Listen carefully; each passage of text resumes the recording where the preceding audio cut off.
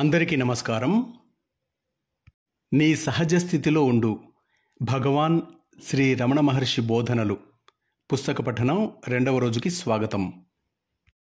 ఉపోద్ఘాతంలో తర్వాతి భాగాన్ని విందాం. దీనిని దృష్టిలో ఉంచుకుని నేను ఈ పుస్తకంలో అనుసరించిన క్రమం ఇది.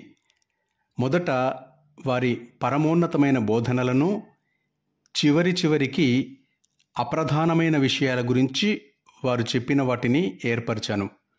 దీనికి ఒకే ఒక మినహాయింపు, వారు మౌన బోధన గురించి చెప్పినది. నిజానికి అది ముందే రావాలి, కానీ మధ్యలో పెట్టాను. నేను ఈ పద్ధతిని అవలంబించడానికి కారణాలు 2. మొదటిది, పాఠకునకు ఆయా విషయాల ప్రాధాన్యం తెలుస్తుంది. రెండవది, ఇది శ్రీ రమణులకే ఆమోదయోగ్యమైన బోధనా సరళి. తమ వద్దకు వచ్చిన వారికి శ్రీ రమణులు తను పరమోన్నతమైన బోధనలనే చెప్పి చూచేవారు.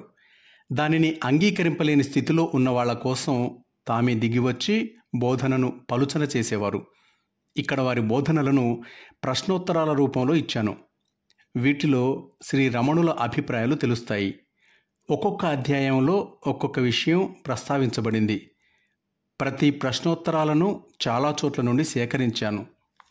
ఇవన్నీ ఒకే ఒక సంభాషణకి చెందినవా అనిపిస్తాయి. నిజానికి దీర్ఘమైన సంభాషణలు ఏవీ లేవు. ఈ విధంగా ఏర్పాటు చేయకపోతే శ్రీ రమణులకి ఏ విషయం గురించైనా గల అభిప్రాయాలన్నీ ఒకచోటికి చేర్చే మార్గం కనబడలేదు.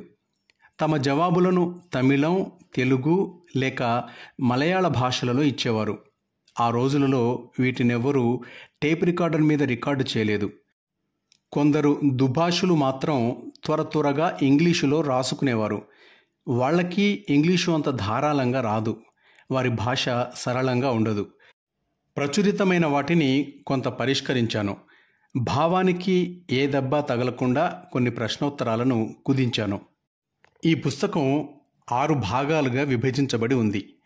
1వ భాగము ఆత్మ, 2వ భాగం ఆత్మవిచారము, శరణాగతి, 3వ భాగం గురువు, 4వ భాగం ధ్యానము, యోగము, 5వ భాగము అనుభూతి, 6వ భాగము సిద్ధాంతము.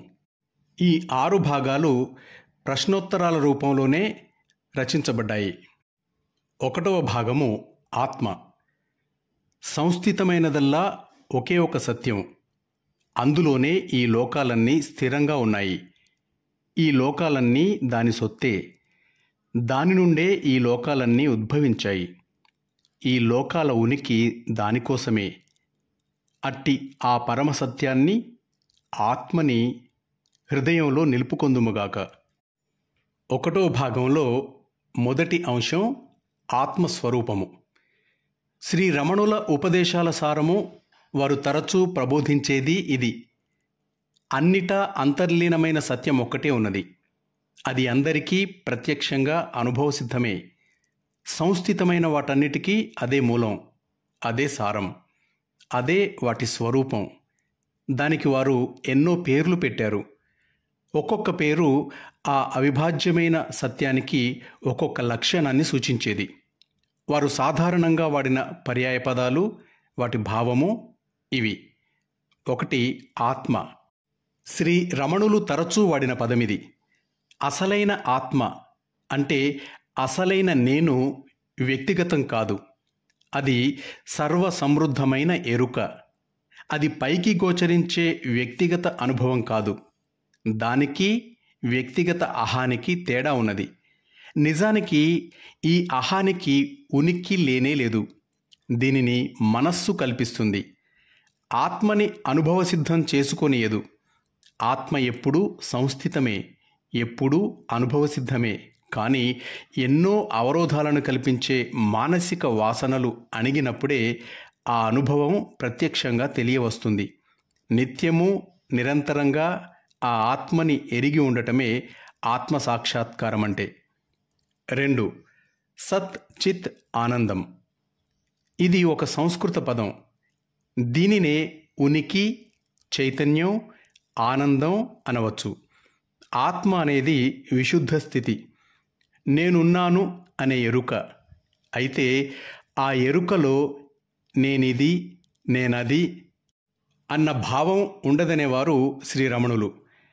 ఆత్మలో కర్త గాని కర్మ గాని ఉండవు, అది కేవలం ఎరుకే. ఈ ఎరుక చైతన్యవంతమవటం వల్ల దానినే చైతన్యమని కూడా అంటారు. ఈ చైతన్యాన్ని ప్రత్యక్షంగా అనుభవించటమే నిరవధికమైన సంతోషం. అందువల్ల దానిని ఆనందమని కూడా అంటారనేవారు శ్రీరమణులు. అంటే ఉనికి, చైతన్యం, ఆనందం వేరువేరుగా కాక ఆత్మకి ఒకే ఒక లక్షణంగా అనుభవసిద్ధమవుతాయి. క్షేమ, పారదర్శకత్వము, ద్రవరూపము నీటికి లక్షణాలు. వీటిని నీటి నుండి విడదీయలేము. అట్లాగే ఆత్మకి ఆ 3 లక్షణాలు అవిభాజ్యమైనవి. 3. భగవంతుడు. ఈ విశ్వమంతా ఆత్మ యొక్క శక్తి వల్లనే నిలబడుతోంది అనేవారు శ్రీరమణులు. ఆస్తికులు ఈ శక్తిని సాధారణంగా భగవంతునికి ఆపాదిస్తారు. కనుక శ్రీరమణులు ఆత్మకి భగవంతుడు అనే పర్యాయ పదాన్ని వాడేవారు. అట్లాగే తాత్వికులు ఉపయోగించే పదం బ్రహ్మమని, భగవంతుని నామాలలో ఒకటైన శివ అనే దాన్ని కూడా ఉపయోగించేవారు. శ్రీరమణుల దృష్టిలో భగవంతుడు సాకారుడు కాడు, విశ్వంభరుడైన నిరాకారుడు. ఆయన విశ్వాన్ని సృష్టించలేదు, కానీ ఆయనకి గల శక్తికి విశ్వం ఒక బాహ్య రూపం మాత్రమే. ఆయనని విశ్వం నుండి విడదీయలేము, కానీ విశ్వం యొక్క ఉనికి గాని లేమి గాని ఆయనని ప్రభావితం చేయదు. 4. హృదయం. ఆత్మ గురించి చెప్పేటప్పుడు శ్రీరమణులు హృదయము అనే సంస్కృత పదాన్ని ఉపయోగించేవారు. ఈ పదానికి అసలైన అర్థం ఇది కేంద్రము అని. ఈ మాటని వాడేటప్పుడు ఈ కేంద్రానికి గాని ఆత్మకి గాని ఒక నిర్ణీతమైన స్థానం ఉందని వారెప్పుడూ సూచించేవారు కారు. వారు సూచించిందల్లా అభివ్యక్తమైన వాటన్నిటికీ మూలం ఆ కేంద్రమనే. 5. జ్ఞానం. ఆత్మానుభవాన్నే ఒక్కొక్కసారి జ్ఞానం అంటారు. అంటే ఆత్మను ఎరిగిన వ్యక్తి అంటూ ఎవరో ఉన్నారని అర్థం కాదు. ఆ ఆత్మజ్ఞానం కలిగిన స్థితిలో పరిమితమైన వ్యక్తి అంటూ ఎవరూ ఉండరు. అసలు ఆత్మకి భిన్నంగా ఏదీ లేదు, ఎరుగవలసినది లేదు. జ్ఞానం ఒక అనుభవనీయమైన పదార్థం కాదు. అంతేకాక తెలుసుకునే వారికి భిన్నమైన స్థితి కూడా కాదు. ప్రమేయం, పదార్థం అంతర్ధానమైపోయిన స్థితి అది. అటువంటి స్థితిలో సంస్థితమైన వాడు జ్ఞాని. 6. తురీయ, తురీయాతీత. సాపేక్ష చైతన్యానికి 3 స్థితులున్నాయని హిందూ తత్వం చెప్తుంది. జాగృత, స్వప్న, సుషుప్తులు. పైకి కనబడే ఈ 3 తాత్కాలిక స్థితులకు మూలాధారం ఒకే ఒక సత్యం, ఆత్మేనంటారు శ్రీరమణులు. అందువల్ల ఒక్కొక్కసారి వారు ఆత్మని తురీయ స్థితి అంటే 4వ స్థితి అనేవారు. అప్పుడప్పుడు తురీయాతీత స్థితి అంటే 4వ స్థితికి అతీతమైనది అనే పదాన్ని వాడేవారు. ఇట్లా అనటంలో వారి ఉద్దేశం ఇది. నిజానికి 4 స్థితులు లేవని, ఉన్నదల్లా సత్యమైన ఒకే ఒక స్థితి అని, అది అన్నిటికీ అతీతము అనిను. 7. ఇతర పదాలు. ఆత్మకి వేరే 3 పదాలు గమనార్హం. ఆత్మే వ్యక్తికి నిజమైన స్వస్థితి అనేవారు శ్రీరమణులు. ఈ కారణంగా వారు సహజస్థితి అని, స్వరూపము అని అనేవారు. సహజస్థితి అంటే సహజంగా ఉండే స్థితి.